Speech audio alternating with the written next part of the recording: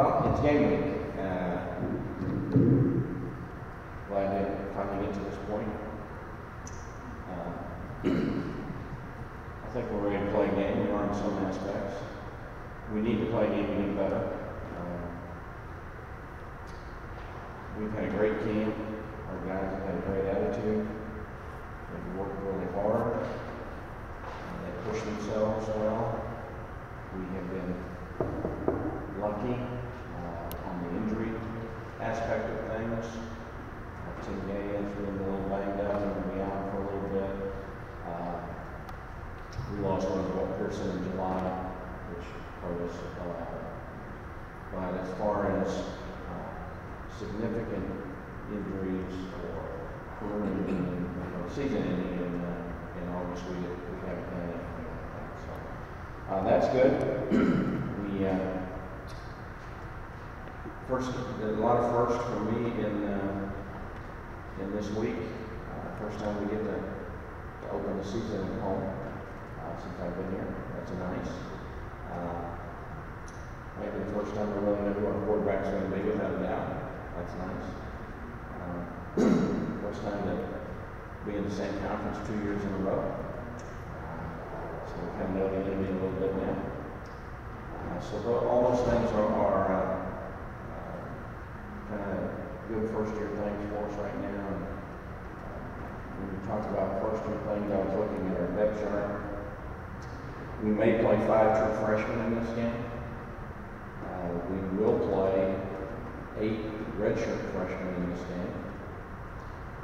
And we have about 24 guys who will play their first FBS Division I football game Saturday night.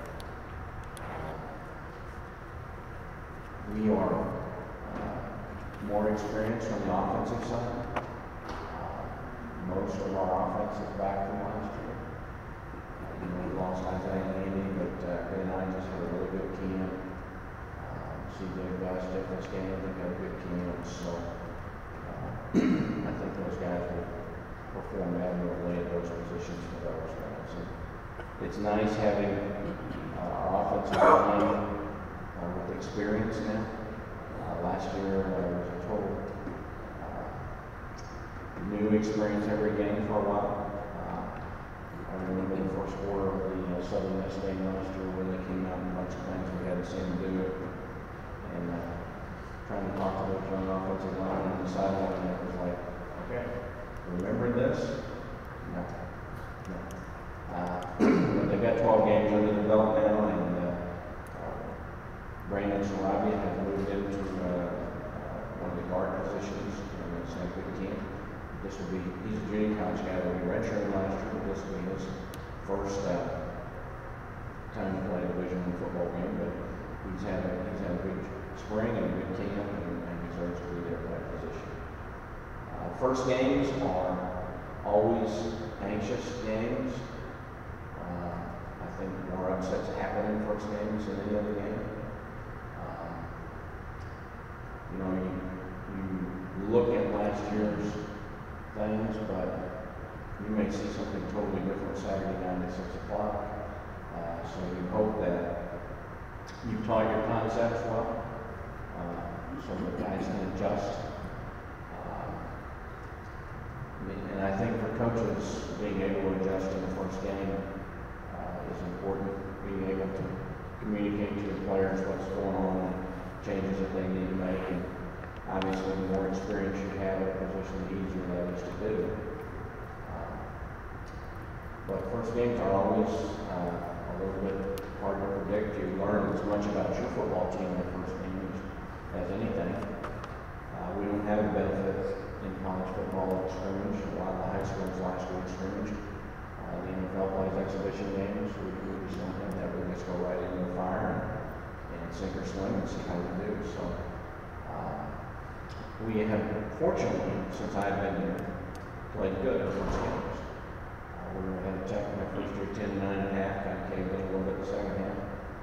We beat Houston, and then last year we were able to warn the road to beat Southern Miss. So we have had good first games to start with, and hopefully our formula that we try to work in getting prepared for the first game has been part players will be anxious to play. They're excited about it. I think this game, as in all first games, gets to be a lot about yourself, your team, your performance, your execution, avoiding the things that can beat you, like turnovers, penalties, misassignments, misalignments, communication, 11 men on the field, not 12 or 10, whatever it may be, all those kinds of things. And certainly, sometimes as a coach, you spend part of this week going, okay, what haven't we covered as well as we need to cover? What's going to rear its ugly head here, and how can we head that off before it gets to that point?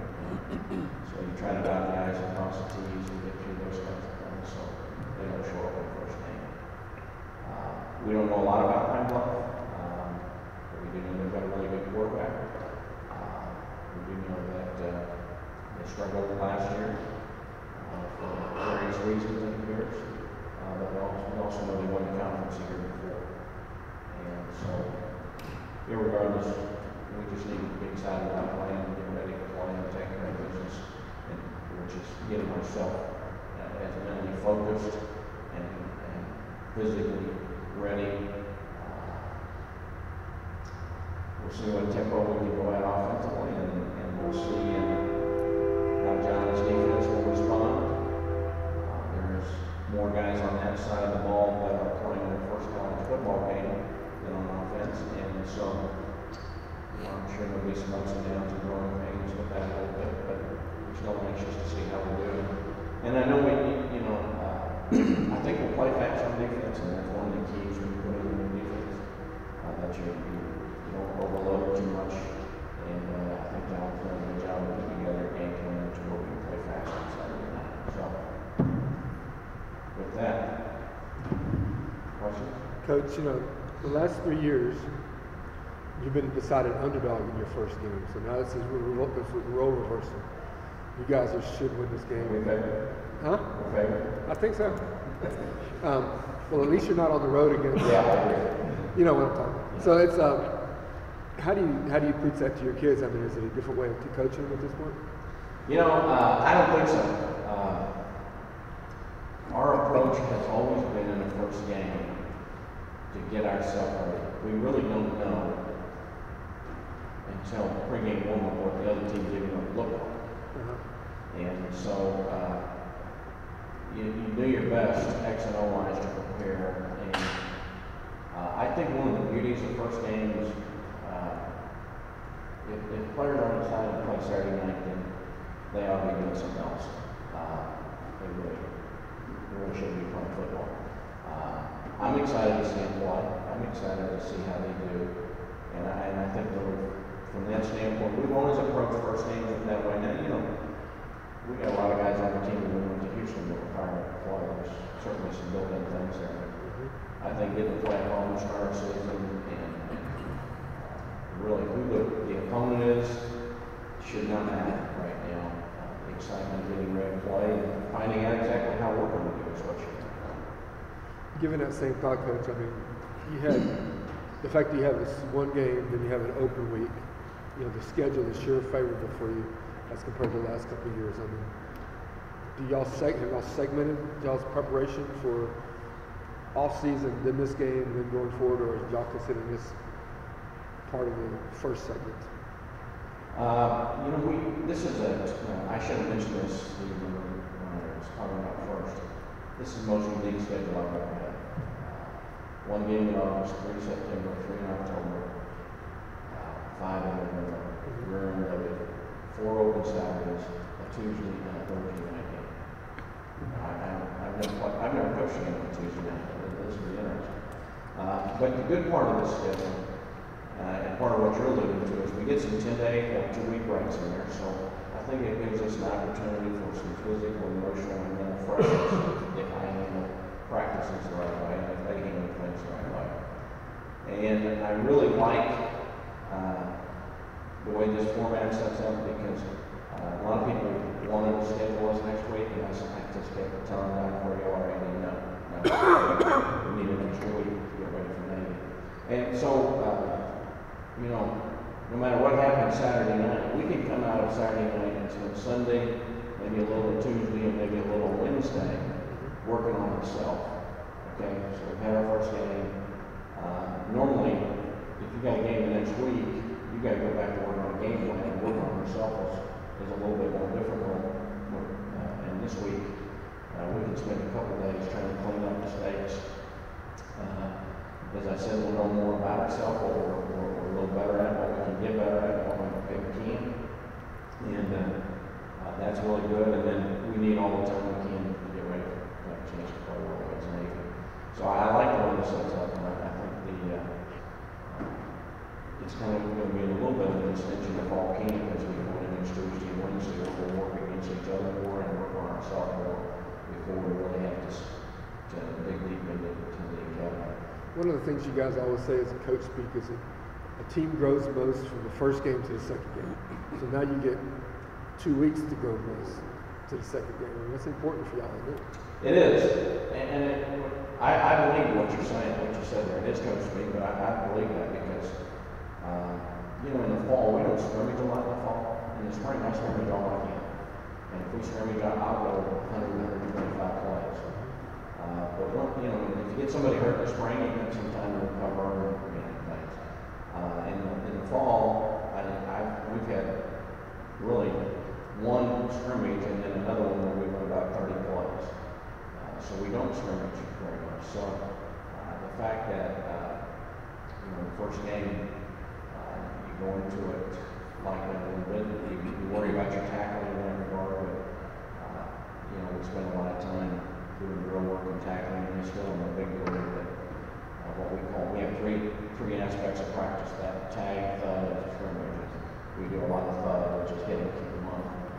And I still believe if we're good thud tacklers, we'll be good tacklers. And so we work hard at that, which still enables us to keep people up off the ground and try to avoid some of the injuries that can happen from the game. You talk about Aaron Shaw a little bit, the way he's kind of emerged, what kind of camp he's had. Aaron's done well, especially in light of a young man that didn't have the benefit of spring practice. Aaron's mature, and he came in with a vision and determination to play. And one of the positives of the new rule change was that we could meet with our players in July for a little bit.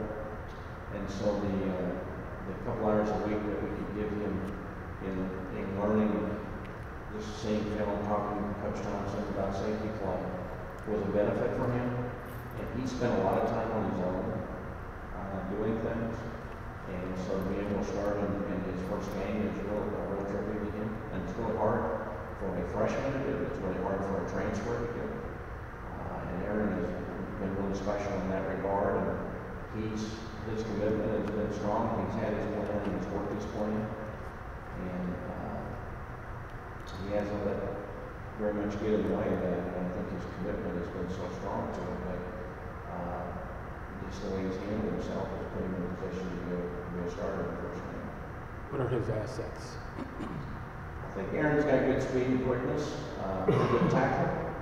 We'll find out more about that Saturday night probably, but you know, he can play more than one safety position, so he's smart. He's picked up the defense pretty quickly.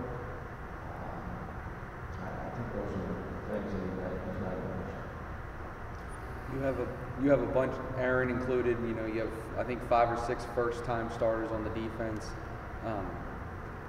Is it sort of going to be a growing process for them together, where they can kind of go through this as the season goes on and kind of try to figure this out together as you get deeper into the year? That would be my anticipation, Joe. I hope we wouldn't play this go well Saturday night and things go faster than I think. But you know, the number of guys. I mean, I've said this many times, and you've heard me. I think we have maybe more athleticism on defense than we had last year. We just don't have experience. You know, Blake McCullough, Xavier Daniels, Aaron Matthews, DJ Henry, Jamie LeBlanc, and Jordan Northwood. Those guys play a lot of football. Play a lot of football for us here, and we have a number of guys on that side of the ball, just like you mentioned, that really haven't played very much. So what you need is you need the Mayos, the Rackrows, the Targans, the Magers, ODRs, the guys that have played to kind of be a stabilizing force for the ups and downs of the football game. One thing I do think we'll be able to do with this group is play more people in an early game maybe than we might. So, you know, as the quality improves, hopefully the quantity helps us and we can have fresh guys in the game and not let anybody get too worn down. And, you know, I would say we could end up playing 18 to 23 or 4 guys on defense pretty liberally. I think Saturday night, kind of depending on things, but I think it's possible. And on the others, with, you know, you knew what you had with Craig Mager, but David Mims has kind of come in and being that solid guy, you know, on the opposite side. What have you seen from him and, you know, sort of taking that role very quickly in the spring and then carrying it over into the fall? You know, I'm really proud of David Mims. I mean, there's been a couple of days that I had to tell David, I don't like this guy. You know, his commitment wasn't as strong as it needed to be. His attention to academics wasn't as good as it needed to be. Talking about last year? Previous years. And I'm honest with you. You know, this guy ain't gonna make it. And to David's credit, he listened and he turned it around. And when he turned it around, he turned it all the way around, which is not easy to do. And I just told him the other day, I said, I'm really proud of you. You know, I'm proud of his attention to detail. He has handled everything I've given him to do since last year. And David was in my doghouse last year. And through bad choices of his, not because I wanted him, but through bad choices that David made. And finally, the light went on. And David, on pro timing day last spring, ran 4.3. He's the fastest guy on the team.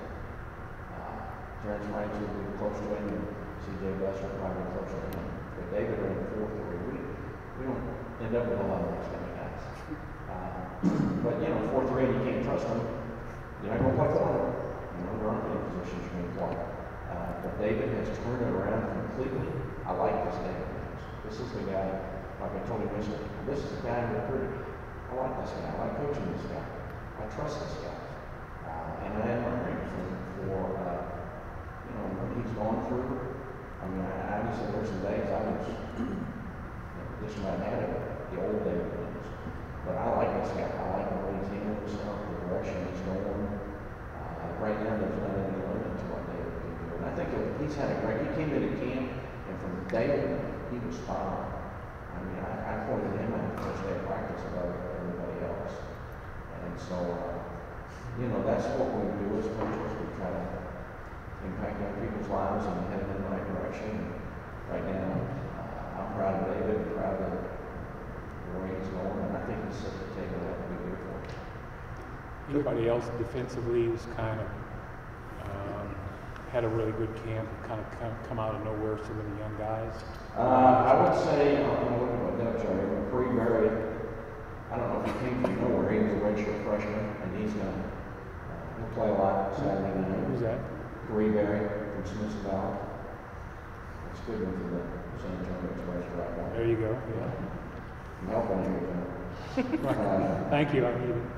Brian Wendling has come in and done a nice job. Trey McGowan is another one, a linebacker, that has done a nice job. You know, we redshirted 5 junior college guys last year. Trey Garrett being one of them, Slivey being one of them. And all those guys have kind of raised their game a little bit. It was a setback for them a little bit when we changed defenses. They needed to be redshirted last year. They kind of I kind of explained on a 1 through 10 scale in the old defense. They kind of mentally dropped into about 4 or 5, and then all of a sudden we started over and suddenly went back to 0. And then they had to start coming back in it, like everybody did. And those guys have really come on and done a nice job. Clarence Guidry will play as a true freshman at corner. That's not an easy place for a true freshman to go play with an hour. Those would be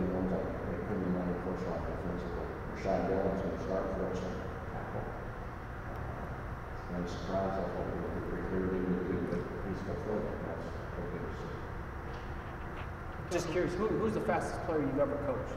I've ever coached. Ooh, I have to think about that a little bit. The guy up the road in Fort Worth was pretty fast. Lane, he was right in there with David's times. Mike Woodson, maybe? Yeah, Mike Goodson's pretty fast too. That's a good one.